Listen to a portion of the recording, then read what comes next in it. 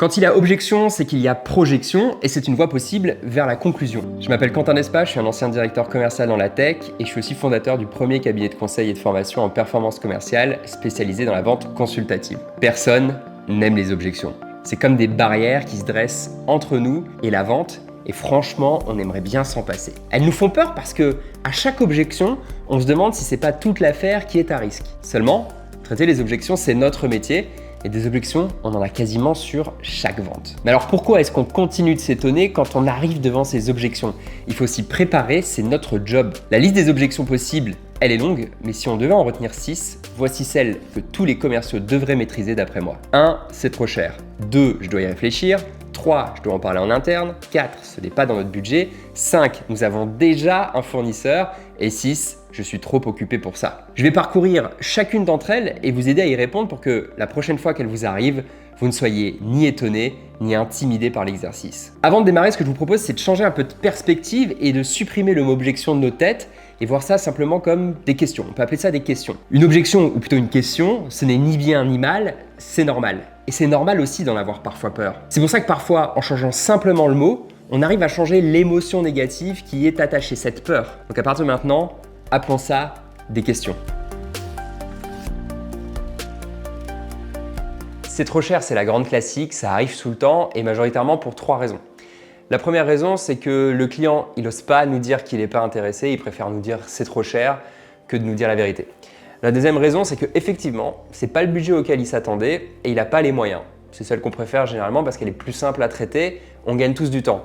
Mais la troisième raison, et ça arrive surtout dans certaines industries, c'est que c'est trop cher, c'est une posture de négociation par laquelle le prospect va passer pour essayer de tirer vos prix au maximum vers le bas. Là, votre challenge sera simplement de déterminer auquel de ces 3 cas vous faites face. Pour la question du prix, généralement, ce n'est pas une question de prix dans l'absolu, c'est une question de valeur. Ça veut dire que la perception de la valeur de votre prospect n'est pas forcément suffisamment haute. Je suis d'accord avec ça, mais c'est le truc qu'on nous sert à toutes les sauces et c'est pas si facile de le gérer. La vérité, c'est qu'on peut traiter différemment cette question de c'est trop cher. La première chose à faire avec cette objection, et c'est valable pour toutes les autres, c'est de l'accueillir. On souffle, c'est notre métier, on a l'habitude, on s'attend à ce type de questions et on va expliquer à notre prospect, mais bien sûr, monsieur le prospect, je comprends que la question du prix, elle soit importante. Vous n'êtes pas obligé de le faire de manière aussi caricaturale que moi, mais l'idée, c'est de commencer par acquiescer. Et puis ensuite, on va aller creuser. Et là, je vous donne une petite astuce, c'est de toujours isoler la question. Par exemple, on peut demander, monsieur le prospect, si jamais vous aviez le budget pour l'acheter, est-ce que vous l'achèteriez maintenant? Ce que vous faites en posant cette question, c'est que vous allez identifier s'il y a d'autres raisons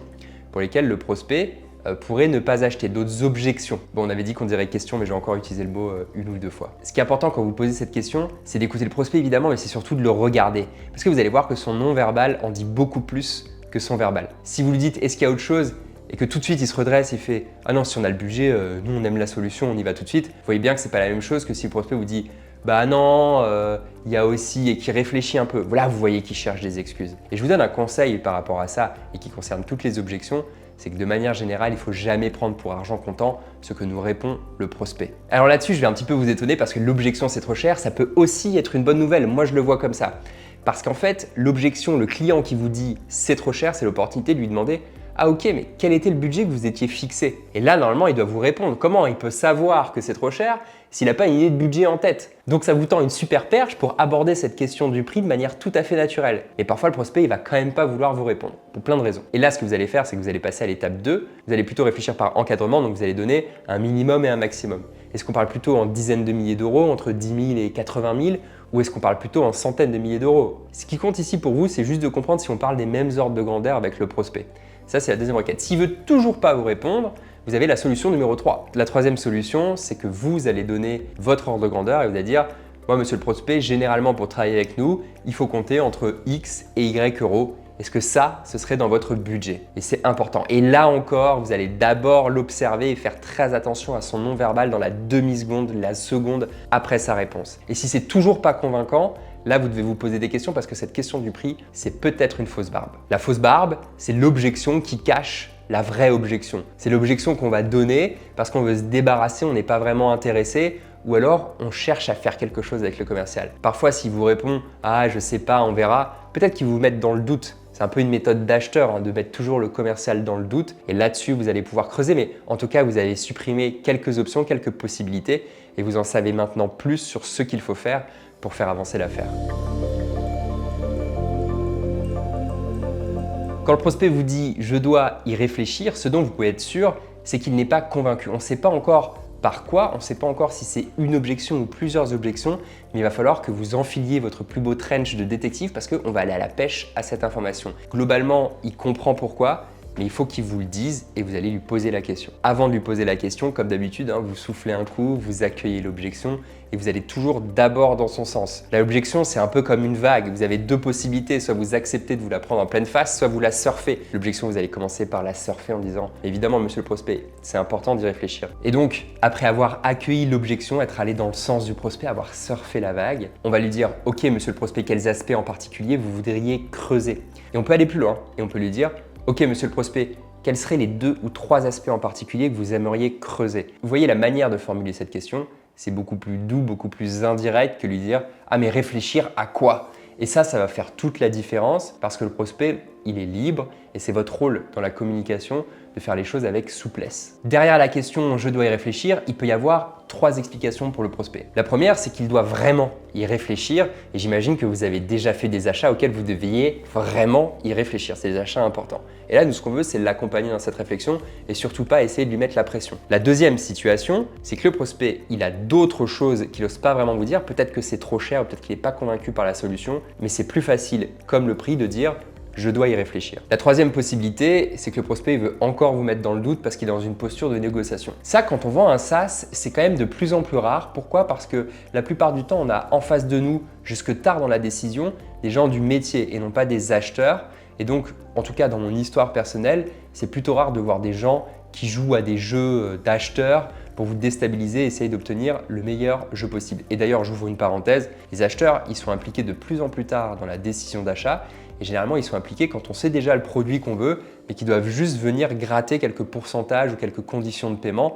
Soyez vigilants et ne vous laissez pas trop berner par des acheteurs qui essaieraient de vous intimider. C'est mon conseil parce qu'il y en a beaucoup qui le font alors que la décision est déjà prise. À la suite de la question « je dois y réfléchir », vous avez une option, c'est de valider avec le prospect qu'il a vraiment envie de continuer l'évaluation de la solution. C'est une micro-étape dans la conclusion de l'affaire. Et c'est important parce que la vente, ce n'est pas un gros bloc où il y a un début et à la fin on demande est-ce que vous voulez acheter. C'est plein de séries de mini-questions qu'on veut valider de proche en proche. Et là, la question, ça pourrait être « Monsieur le prospect, est-ce qu'à ce stade, ça vous intéresse de continuer d'évaluer la solution ?» Parce que même s'il a besoin d'une réflexion, vous voulez savoir si ça l'intéresse au moins. Et ça, pour vous, ce sera une bonne option de le faire. À ce moment-là, le prospect va vous dire oui ou non. Encore une fois, vous allez observer la manière dont il dit, c'est-à-dire son non-verbal, ça va vous donner beaucoup d'informations. Et s'il vous dit oui, là, il vous tend une super perche pour lui demander « Ok, dans ce cas, quelles seraient les prochaines étapes idéales par lesquelles vous aimeriez passer pour évaluer cette solution ?» Et là, ce que vous êtes en train de faire, c'est identifier le cycle de décision, le processus d'achat de votre prospect pour vous caler dessus et ajouter aussi vos étapes dans votre cycle de vente parce que c'est bien normal que vous aussi, vous ayez des prérequis pour pouvoir avancer dans la vente avec votre prospect. Je dois en parler en interne, c'est sûrement l'une de mes objections préférées parce que ça a longtemps été l'objection que je détestais le plus. Je dois en parler à mon associé, je dois en parler à mon équipe, je dois en parler à mon CFO. Peu importe, c'est l'objection qui arrive généralement à la fin des rendez-vous. Merci monsieur le commercial, votre présentation était très claire et maintenant, on va en parler en interne et on reviendra vers vous. Et d'ailleurs, je suis sûr que vous aussi, vous voyez exactement de quoi je parle. Le gros avantage de cette objection, encore une fois, il suffit de voir le côté positif des choses. Elle ouvre la question de l'ensemble des personnes qui sont concernées par la décision. Du coup, monsieur le prospect, tant que vous en parlez, quelles sont les personnes qu'il faut impliquer pour prendre la décision chez vous? Pour bien comprendre, quels seraient les 2 ou 3 points dont vous pensez qu'il faut discuter en interne? À ce stade, il y a 2 options. Soit le prospect va vous répondre naturellement. Vous allez voir encore dans son non-verbal si c'est sincère ou si plutôt dans la gêne et dans la rétention. Et si jamais c'est le cas, vous allez aller sur l'option 2 et c'est vous qui allez proposer des options. Est-ce que c'est une question de budget? Là, vous allez marquer un tout petit temps de pause pour essayer de capter du non-verbal. Encore une fois, je l'ai beaucoup dit, mais c'est important. Est-ce que c'est une question de fonctionnalité, le produit qui ne correspondrait pas exactement à ce que le prospect veut? Pareil. Ensuite, vous allez essayer d'avoir une liste de 3-4 choses. Vous allez essayer de sonder les réactions à chaque fois. Le but ici, c'est d'ouvrir une porte à un prospect qui ne serait pas à l'aise avec le fait de communiquer les vraies raisons qui font qu'il a besoin de temps, d'espace. Parce que je dois en parler en interne, c'est j'ai besoin de temps, j'ai besoin de distance avec la discussion qu'on est en train d'avoir parce qu'évidemment, je ne suis pas convaincu. Et là, il y a quelque chose que j'aime beaucoup faire et qui peut être libérateur, presque salvateur dans une discussion commerciale, c'est de lui dire justement, qu'est-ce que vous pensez que votre équipe elle va dire quand vous allez parler de ça avec eux. Et là, ça ouvre un espace intéressant puisque le prospect, il peut communiquer au travers de la voix de son équipe, qui n'est peut-être pas la voix de son équipe d'ailleurs, mais ça va être plus facile de dire « Ah mais je pense que mon patron, il va trouver ça peut-être un peu cher ». Ou encore « Je pense que mon équipe, elle va me challenger sur telle fonctionnalité ». Et là, c'est génial parce que ça ouvre comme un univers parallèle. C'est un peu comme quand vous dites « Ah mais tu sais, j'ai un copain qui a tel et tel problème et en fait, c'est vous qui avez ce problème ». C'est beaucoup plus facile de s'exprimer au travers de la voix d'un autre. Et en faisant ça, en disant à votre avis, qu'est-ce que votre patron va en penser, qu'est-ce que votre équipe va en dire, ça ouvre cette possibilité dans la discussion et moi je trouve ça vraiment génial. Généralement la partie qu'on déteste le plus, qui nous fait le plus peur, c'est quand on nous dit je dois en parler avec mon patron, je dois en parler avec mon décideur, avec mon N+1. Parce que évidemment c'est une personne avec qui nous on veut parler, mais c'est pas toujours possible. Et là encore une fois, on va s'offrir la possibilité de parler avec ce patron ou du décideur à travers le prospect qu'on a en face de vous. Et on va lui demander, mais à votre avis, votre patron, il en pense quoi? Il va vous dire quoi quand vous allez lui montrer le projet? Là, je vous redonne un sous-exemple très spécifique, mais c'est quelque chose dont on peut se servir très souvent et qui apporte un nombre d'informations hyper intéressantes. Il va peut-être dire que c'est un peu cher. Il va peut-être dire qu'on n'en a pas besoin tout de suite. Vous voyez? Et quand il y a ça qui arrive, on va continuer de discuter avec le patron. On va lui dire, pourquoi vous pensez qu'il va dire que c'est trop cher? Il vous a déjà parlé d'un budget qu'il avait? Bref, je ne vous fais pas toute la discussion, vous avez compris l'idée. Sachez ouvrir cette porte en disant, à votre avis, qu'est-ce que cette personne va en penser? Et il y a une deuxième chose que vous allez faire au-dessus de ça et qui est aussi très puissante, c'est lui dire, mais si votre patron il vous disait, toi prends la décision. Si vous étiez seul à prendre la décision, qu'est-ce que vous feriez vous maintenant? Qu'est-ce que vous auriez envie de faire? Et là encore, ça permet d'écarter l'objection, de l'isoler et d'aller tout de suite droit au but avec le prospect sans le faire comme ça avec vos gros sabots. Donc, n'hésitez pas à vous en servir, ça peut être très utile. C'est pas dans notre budget, c'est très proche au final de la question de c'est trop cher, mais ça induit quelque chose de très fort, c'est qu'il y a un budget. Et là, je pense qu'il ne faut pas mâcher ces mots et aller directement au but en disant très bien, qu'est-ce qui serait dans votre budget? Quelle idée de prix vous étiez imaginé? On va voir ce que le prospect répond. Il n'y a que deux choix. Soit il vous répond de manière plus ou moins directe, il vous donne un prix, il vous donne une ordre de grandeur, soit vous sentez qu'il serpente ou qu'il vous dit carrément « Non, je ne veux pas vous dire ce que c'est mon budget ». Et là, pour moi, il faut faire preuve de pédagogie. Si lui, il a besoin de savoir combien vous coûtez pour savoir s'il peut vous acheter. Il est normal que vous aussi, vous ayez envie de savoir combien lui, il peut dépenser pour savoir si ça vaut le coup de continuer la discussion. Les relations entre les commerciaux et les acheteurs, elles sont plus comme dans les années 90 où les acheteurs, ils étaient là tout puissants, ils pouvaient écraser les commerciaux. Ça, c'est terminé. Et donc, c'est important que vous expliquiez à votre acheteur, écoutez, j'ai pas besoin d'avoir votre budget de manière exacte, puisque moi, de toute façon, ça ne changera pas le prix que je vais vous donner. Mais en revanche, j'ai besoin de savoir si on parle des mêmes ordres de grandeur. C'est un peu quelque chose que vous auriez pu faire aussi avec le prix. Un ordre de grandeur, ça se donne d'un niveau, d'un facteur de 1 à 5 ou de 1 à 10. Je n'ai pas besoin de savoir s'il veut dépenser 1 357 € ou 1 457 € avec moi. J'ai besoin de savoir si on parle de entre 1 000 et 5 000 € ou si on parle entre 100 et 800 €. Vous voyez bien que ce n'est pas la même chose. Donc, vous allez pouvoir faire ça avec votre prospect si jamais il ne vous donne pas directement la question du budget. De toutes les manières, si vous l'emmenez dans une position où il doit dire « j'ai pas envie de vous donner votre budget », ça ouvre la discussion et vous pouvez lui dire « ça c'est marrant, pourquoi vous voulez pas me donner le budget ?» Et si vous sentez qu'il serpente, c'est pareil, on peut aller droit au but en disant « ouais, généralement c'est vrai que j'ai des acheteurs qui veulent pas me donner leur budget parce qu'ils ont peur que j'adapte mes prix en fonction. C'est pas le cas chez nous et d'ailleurs, je vais vous donner les fourchettes de prix qu'il faut prévoir pour travailler avec nous. » C'est bien aussi parfois, si vous n'avez pas réussi à obtenir d'informations de la part de votre acheteur, d'avancer vos pions, de dire voici l'ordre de grandeur qu'il faut prévoir pour travailler avec nous et de tout de suite, et ça c'est important, leur poser la question est-ce que c'est dans votre fourchette de prix? Et vous allez voir ce qui se passe. L'idée, si on est toujours dans une situation de blocage et s'il dit non, pas du tout, c'est de dire est-ce que ça veut dire que si je ne vous propose pas une solution en dessous de tel prix, on ne pourra jamais faire affaire ensemble? C'est la même méthode, si vous vous en souvenez, que je vous ai donnée sur la question du c'est trop cher et ça pousse l'acheteur à se positionner parce qu'il sait que s'il vous dit non, c'est la fin de la relation. S'il était dans une posture et dans une négociation, il va devoir en sortir. Si ce n'est pas le cas, vous gagnez beaucoup de temps parce que vous savez que malheureusement, vous ne pourrez pas poursuivre l'affaire. J'ai déjà un fournisseur, c'est une question qu'on entend souvent, mais elle présente un grand avantage, c'est que généralement, c'est très facile de la détecter le plus tôt possible. Soit vous êtes sur un marché de renouvellement, c'est-à-dire qu'il y a plus de personnes qui ont déjà une solution comme la vôtre que de personnes qui n'en ont pas. Et c'est assez logique de s'attendre à ce que le prospect nous dise ça. C'est une question qu'on va poser très tôt dans le cycle, même avant de proposer la solution. Le marché est éduqué, tout le monde sait par exemple ce que c'est aujourd'hui un CRM. C'est facile de demander très tôt dans la discussion est-ce que vous avez déjà un CRM avant même de faire votre démo. En revanche, si vous êtes sur un marché d'équipement, c'est-à-dire que la plupart du marché n'a pas encore de CRM versus une petite minorité qui en a un, vous n'allez pas forcément poser la question tout de suite. Ce qui va faire que l'objection, on va l'entendre plus tard. Et si on l'entend plus tard, c'est assez facile de poursuivre sur une autre question qui va être « Mais dans ce cas, monsieur le prospect, qu'est-ce qui vous a donné envie de rencontrer des personnes comme nous ?» Cette question de but en blanc, elle est très puissante, mais elle peut être un peu brutale. Donc moi, ce que j'aime bien faire généralement quand on me dit « J'ai déjà un fournisseur », c'est mon métier, il y a plein de gens qui ont déjà un fournisseur, donc déjà je ne suis pas surpris. Encore une fois, on va surfer la vague. Mais surtout, je vais lui demander « Ah mais génial, qu'est-ce que vous adorez dans la solution actuellement ?» Ça va me donner beaucoup d'informations pour comprendre ce à quoi le prospect tient, ce qu'il a envie de garder. La deuxième chose que ça va faire, c'est que ça va montrer au prospect que je ne suis pas du tout dans une situation de confrontation. Et ça peut faire baisser les armes de tout le monde. Et ça, c'est génial. Et surtout, ça va faire pour moi une question de transition pour lui demander « Et monsieur le prospect, qu'est-ce que vous aimeriez améliorer ou avoir en plus par rapport au fournisseur que vous avez actuellement ?» Vous vous doutez bien que le prospect, quand il a accepté de prendre rendez-vous avec vous, il avait une idée derrière la tête, il voulait savoir, il voulait voir quelque chose.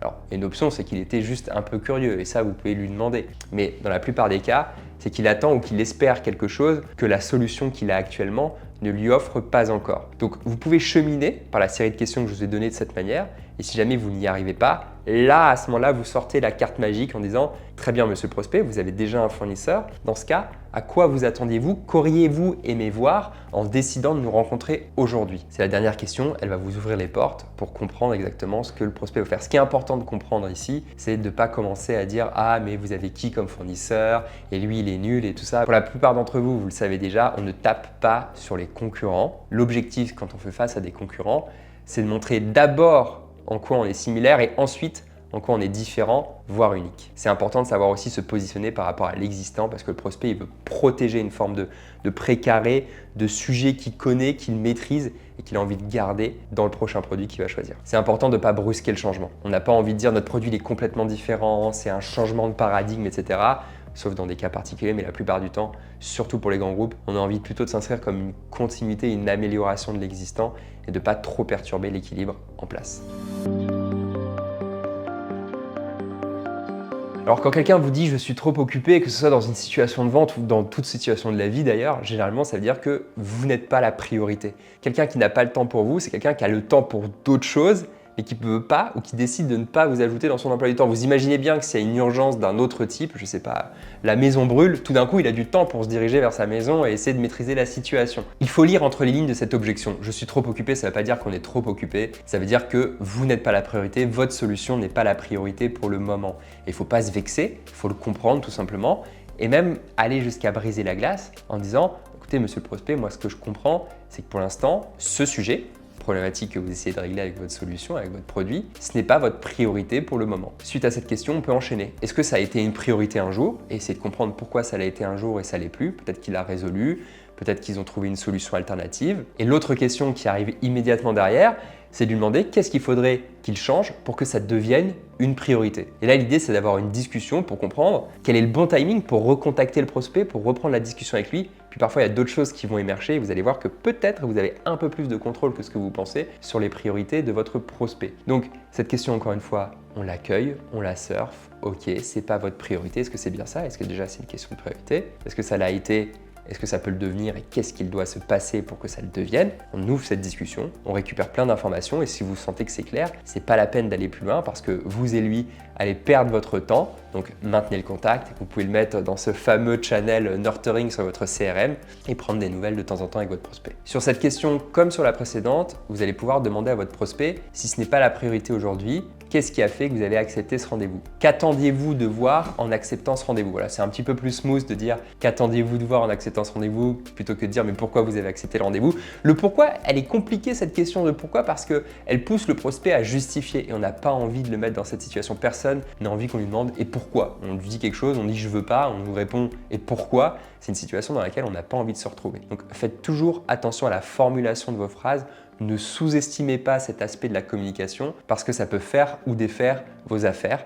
Donc gardez ça en tête. J'ai une bonne nouvelle, c'est qu'il y a un modèle qui fonctionne pour toutes les objections et qui vont vous aider à les traiter en enlevant toute la partie anxiété. Arrêtez d'avoir peur des objections et les accueillir en se disant bah, ok, c'est mon job, de toute façon ça je sais traiter, je l'ai vu 30 000 fois. Cette méthode, elle s'appelle CRAC, c'est un acronyme, C-R-A-C. J'avais fait une vidéo là-dessus que je vous remets là. Et dans la description, je vais vous mettre le PDF de formation à la méthode CRAC, donc comment répondre aux objections de manière calme et convaincante avec ses prospects, que vous pourrez télécharger directement. Avant de partir, je vais vous donner quelques conseils pour le traitement des objections en général. Premier conseil, ne croyez pas vos prospects. C'est un peu bizarre pour moi qui dit qu'il faut toujours travailler dans une relation de confiance avec ses prospects, mais il y a beaucoup d'objections qui cachent les véritables intentions, les véritables pensées du prospect, ce que j'appelle les fausses barbes. C'est pas quelque chose de néfaste, c'est pas quelque chose que le prospect fait pour nous nuire. C'est simplement que parfois, c'est plus facile de se cacher derrière un « c'est trop cher » ou « je dois y réfléchir » que de dire « écoute, je te sens pas, tu m'as pas convaincu, je t'ai pas trouvé professionnel et du coup, je vais pas acheter ». Donc, on se cache derrière autre chose. Donc, ne croyez pas le prospect, c'est une manière de vous dire « pensez à creuser », toujours avec élégance, on ne veut pas être frontal, pour essayer de comprendre si vraiment on est sur une situation où l'objection est escalée, ou si on est sur une fausse barbe. Le deuxième conseil que je vous donne, c'est de toujours surfer la vague. Je l'ai beaucoup dit dans cette vidéo, mais surfer la vague, ça veut dire deux choses. La première, c'est qu'on commence toujours par aller dans le sens du prospect. On veut protéger cette relation de confiance qu'on a mis du temps à construire, donc on ne veut surtout pas rentrer en confrontation. Mais la deuxième chose que ça veut dire, surfer la vague, c'est de toujours voir le bon côté des choses dans les objections. Et vous le voyez tout au long de cette vidéo, quand j'ai parlé d'une objection, il y avait toujours un point positif. Quand on parle du prix, c'est l'occasion de parler du budget. Quand on parle « je dois en parler entre équipes », c'est l'occasion de se demander qui sont les décideurs. Quand on dit « je n'ai pas le budget », là aussi c'est l'occasion d'avoir le budget. Donc surfer la vague, c'est aussi toujours se dire « ok, comment cette objection elle peut me servir à avancer vers la vente ?» que ce soit pour montrer la valeur de mon produit ou que ce soit pour évaluer mes chances de gagner l'affaire. Ce que je veux dire, c'est qu'avec le bon regard, avec le bon état d'esprit, n'importe quelle objection peut se transformer en opportunité pour faire avancer la vente. Pas à tous les coups évidemment, mais si vous vous mettez dans le bon mindset, je suis sûr qu'il y a plein de situations que vous allez adorer recevoir parce que vous allez pouvoir les utiliser à votre avantage. Le troisième conseil que je vous donne, c'est utiliser votre intelligence pour toujours rester flexible avec votre prospect. Si vous sentez qu'il ne veut pas aller vers A, qu'il y a une objection vers A, n'essayez pas de le convaincre d'aller vers A et essayez plutôt de réfléchir comment vous allez pouvoir le faire en 2 ou 3 bandes. C'est-à-dire, essayez de comprendre comment on peut l'aider à cheminer vers quelque chose qui va vers la vente. Mais si ce n'est pas le cas, de toute façon, on ne va pas inventer des choses, on ne va pas essayer de le manipuler ou de rentrer en confrontation pour lui faire faire.